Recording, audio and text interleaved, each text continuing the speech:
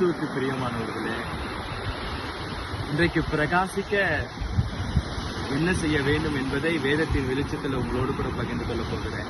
எலும்பு பிரகாசி, உன் ஒளி வந்தது, கர்த்தருடைய மகிமை உன் மேலே உதித்தது என்று ஏசாயா 60:1 சொல்லப்பட்டிருக்கிறது. பிரகாசிக்க நமக்கு தேவை, நாம் எழும்ப வேண்டும். அடுத்தது, ஒளி நமக்கு மிக அவசியம். உலகத்துல வந்து எந்த மனுஷனையும் பிரகாசிக்க பண்ணுகிற மெய்யான ஒளி உங்களை பிரகாசிப்பார். யோவான் 1:9 சொல்லப்பட்டிருக்கிறது. அடுத்தது, பிரகாசிக்க அவரை நோக்கி பார்க்க வேண்டும். சங்கீதம் 34:5 அவர்கள் அவரை நோக்கி பார்த்து பிரகாசம் அடைந்தார்கள், அவருடைய முகங்கள் வெட்கப்படவில்லை.